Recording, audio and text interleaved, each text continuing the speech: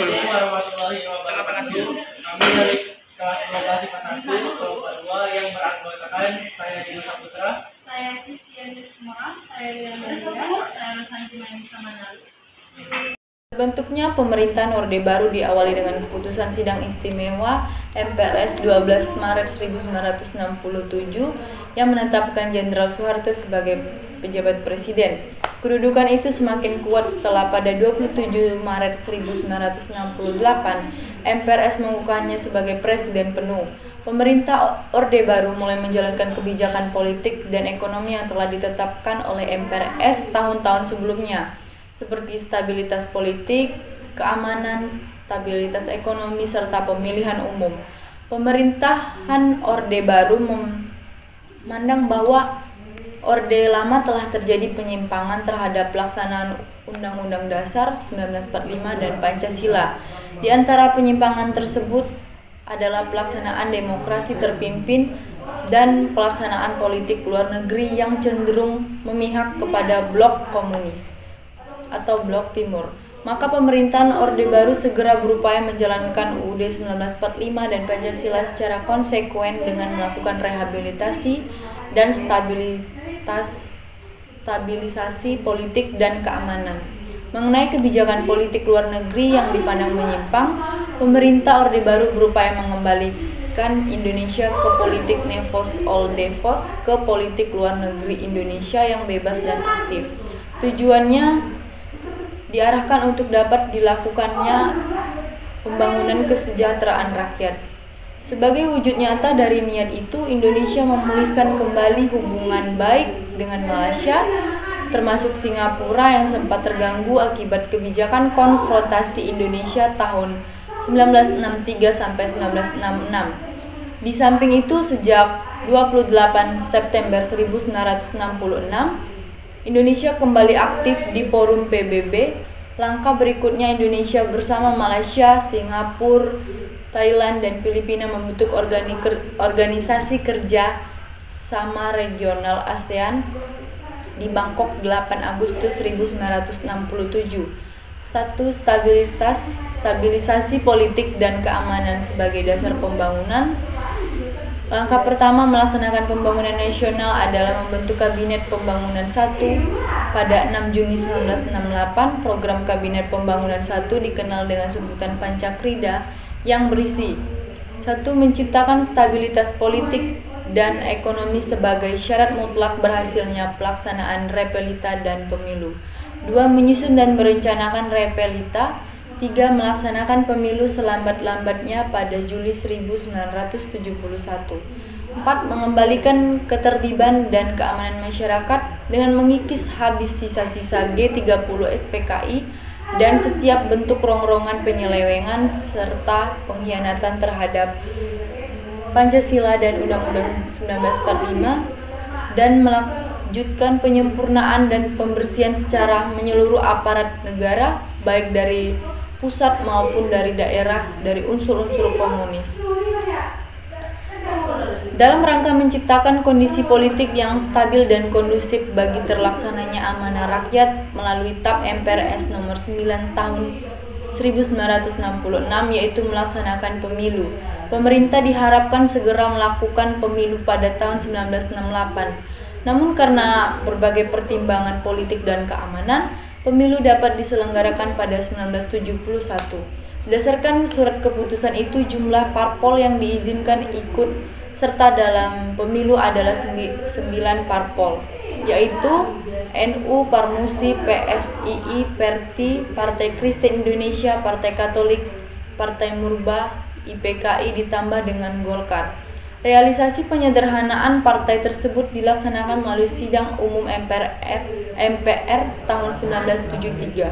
9 partai yang ada berfusi ke dalam 2 partai baru, yaitu Partai Persatuan Pembangunan PPP dan Partai Demokrasi Indonesia PDI.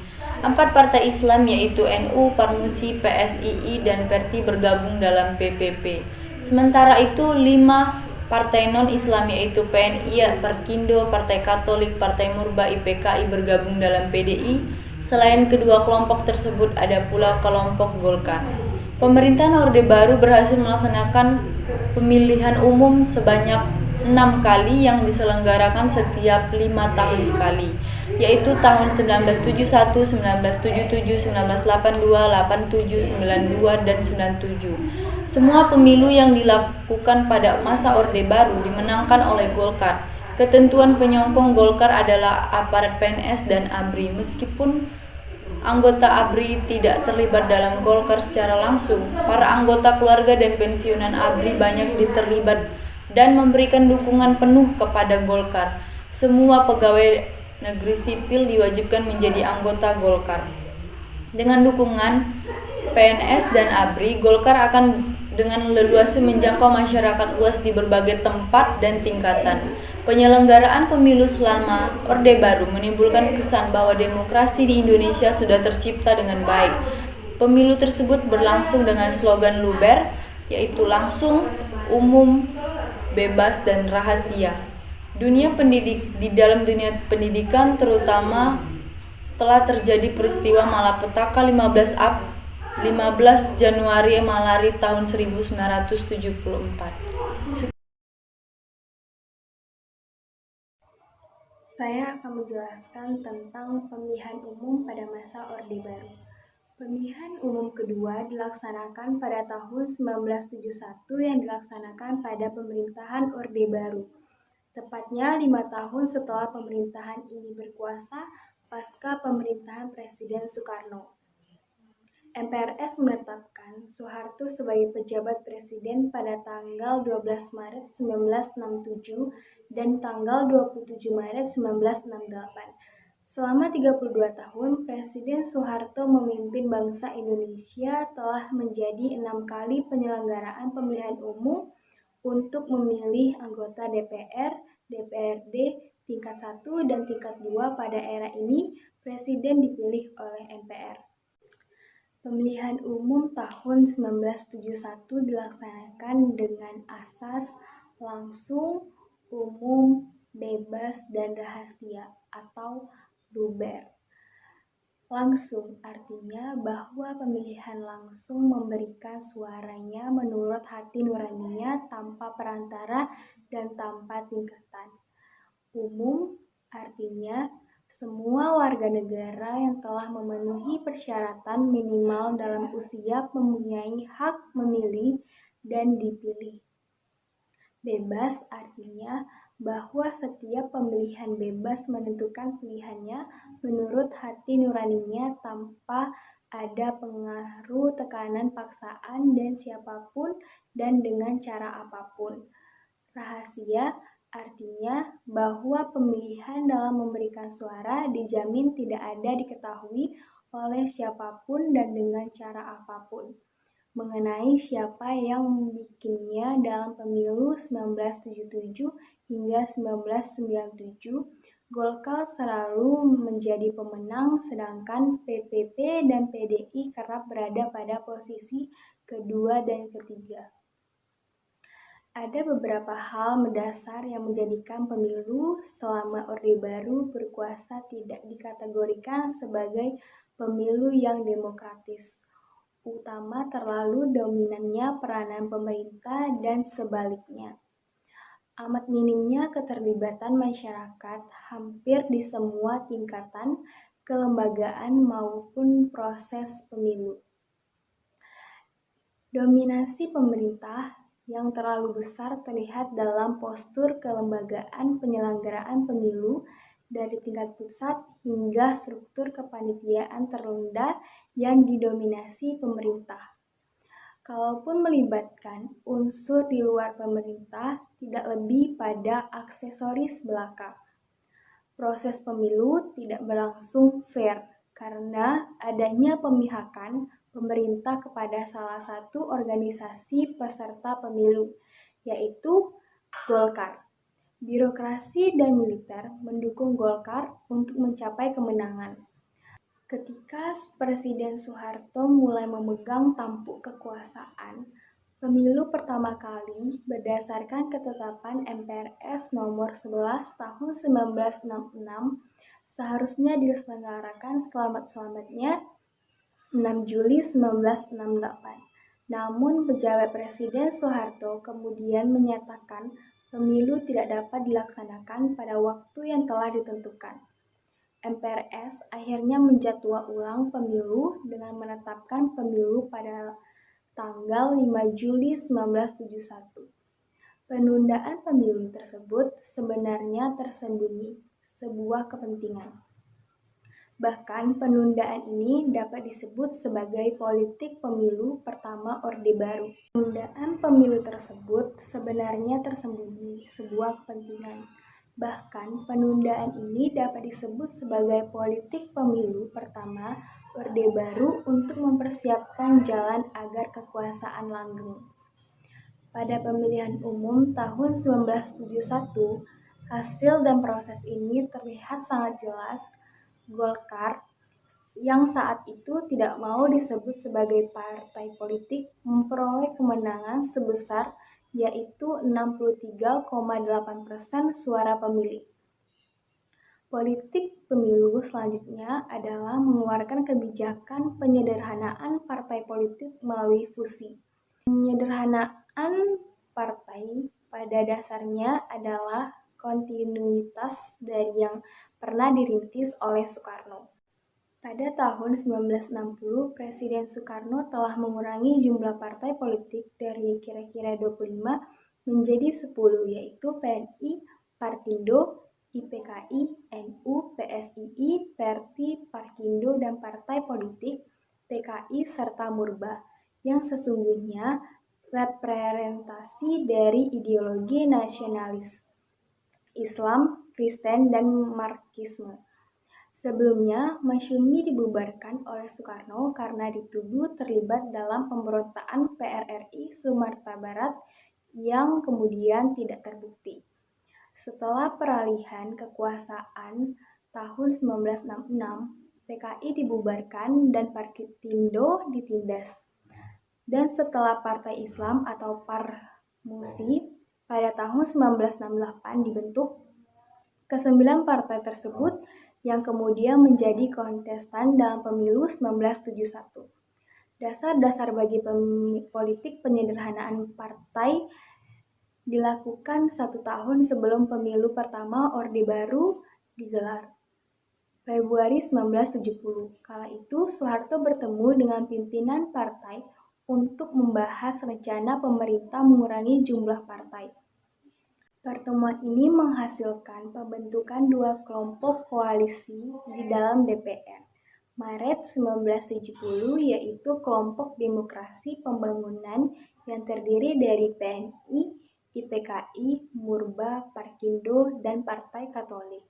Dan Kelompok Persatuan Pembangunan yang terdiri dari NU, Parmusi, PSII, dan Perti.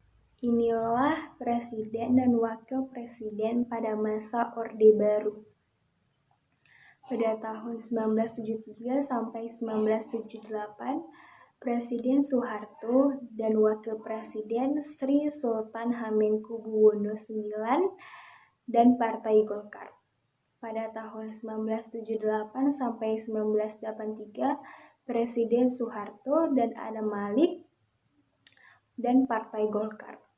1983 dan sampai 1988, Presiden Soeharto dan Wakil Presiden Umar Wirahadikusuma yang memenangkan Partai Golkar. Pada tahun 1988 sampai 1993, yaitu Presiden Soeharto dan Wakil Presiden Sudarmono dan Partai Golkar. Tahun 1993 sampai 1998, Presiden Soeharto dan Wakil Presiden Tri Sutrisno dan Partai Golkar. Pada tahun 1998, Presiden Soeharto dan Wakil Presiden Baharudin Yusuf Kalla dan Partai Golkar.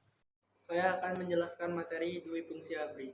Konsep Dwi Fungsi ABRI sendiri dipahami sebagai jiwa, tekad, dan semangat pengabdian ABRI untuk bersama-sama dengan kekuatan perjuangan lainnya memikul tugas perjuangan memikul tugas dan tanggung jawab perjuangan bangsa Indonesia baik di bidang hankam maupun di bidang kesejahteraan bangsa dalam rangka menciptakan tujuan nasional.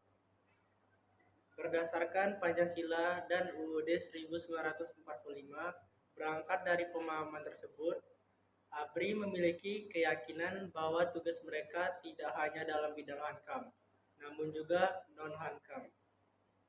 Sebagai kekuatan hankam, ABRI merupakan suatu unsur dalam lingkungan aparatur pemerintah yang bertugas di bidang kegiatan melindungi segenap bangsa Indonesia dan seluruh tumpah darah Indonesia. Sebagai kekuatan sosial, ABRI adalah suatu unsur dalam kehidupan politik di lingkungan masyarakat yang bersama-sama dengan kekuatan sosial lainnya.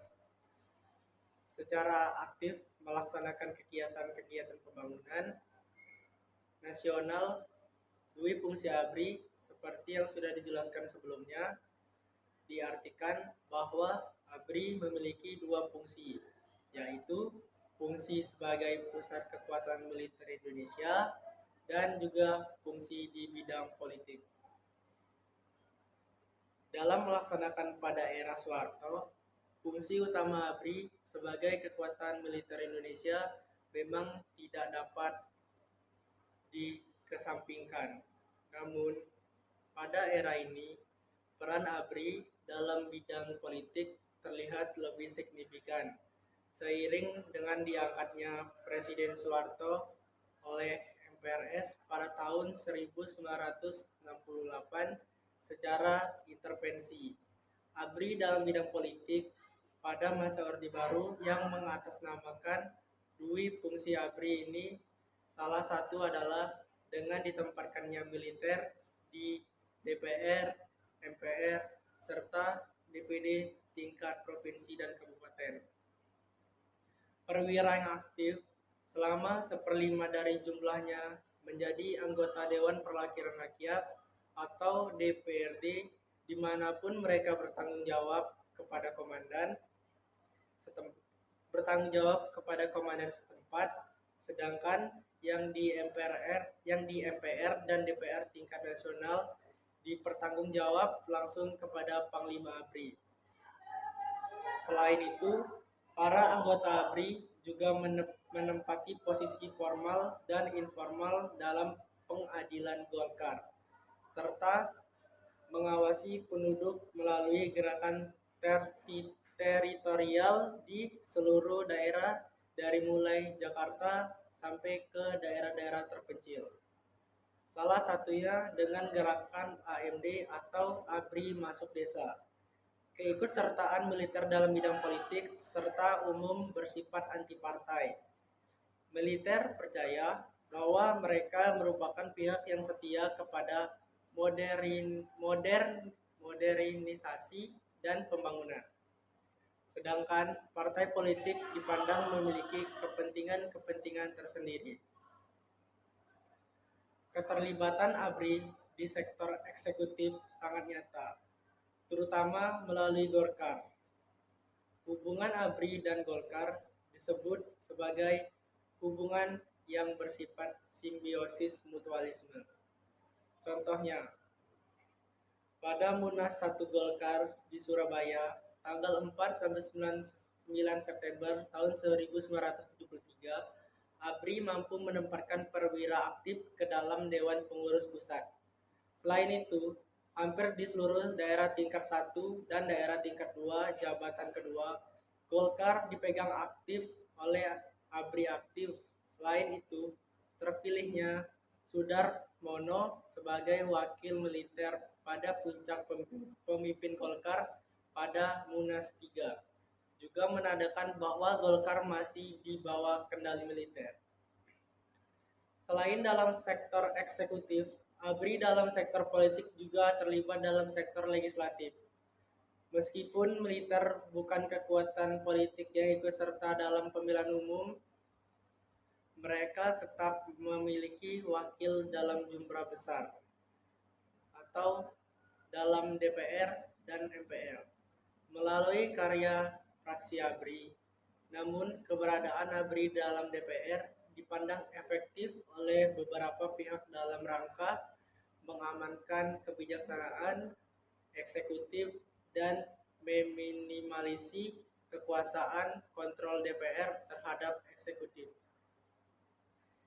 Efektivitas ini diperoleh dari adanya sinergi antara fraksi ABRI dan fraksi Karya Pembangunan dalam proses kerja DPR serta adanya perangkat aturan kerja DPR yang dalam batas tertentu memiliki peran satu fraksi secara otonom. Dalam MPR sendiri, ABRI atau wakil militer mengamankan nilai dan kepentingan pemerintah dalam formulasi kebijakan oleh MPR. Sekian yang dapat saya jelaskan. Wassalamualaikum warahmatullahi wabarakatuh. P4 atau Eka Prasetya Pancakarsa dipimpin oleh Presiden Soeharto pada masa Orde Baru. Presiden Soeharto mencetuskan P4 ini melalui Impres atau Instruksi Presiden nomor 10 tahun 1978 sebagai pedoman penghayatan dan pengalaman Pancasila atau Eka Prasetya Pancakarsa. Eka Prasetya Pancakarsa ini memiliki arti yang dimana janji atau kehendak untuk melaksanakan sila Pancasila atau garis-garis besar haluan GBHN. Penataran P4 ini dilaksanakan untuk keseragaman Indonesia dan untuk membentuk manusia Pancasila. Dan penataran P4 ini dilaksanakan oleh lembaga-lembaga pemerintah, instansi swasta, sekolah-sekolah sehingga dapat dijangkau oleh masyarakat pelosok daerah. Namun, warga Indonesia menganggap bahwa kebijakan tersebut kurang berhasil, dan warga Indonesia juga menganggap ini terlalu membatasi masyarakat atau membatasi rakyat. Dan banyak juga penyimpangan-penyimpangan dari lembaga sehingga banyak menimbulkan masalah dalam suatu negara. Eka Prasetya Pancakarsa atau P4 akhirnya pun dihapuskan karena banyak menimbulkan masalah dalam sebuah negara. P4 atau Eka Prasetya Pancakarsa dihapuskan melalui Ketetapan Sah Nomor 28 Tahun 1998 tentang pencabutan ketetapan oleh MPR Nomor 2 Tahun 1978. Adapun isi kandungan dari MPR Nomor 2 Tahun 1978 yakni yang pertama, pengembalian Pancasila sebagai dasar negara, yang kedua, penghapusan P4, dan yang ketiga, penghapusan P4 sebagai asas tunggal dalam organisasi politik di Indonesia. Sekian materi dari saya ucapkan terima kasih. Wassalamualaikum warahmatullahi wabarakatuh. Sekian penjelasan dari kami. Wassalamualaikum warahmatullahi wabarakatuh.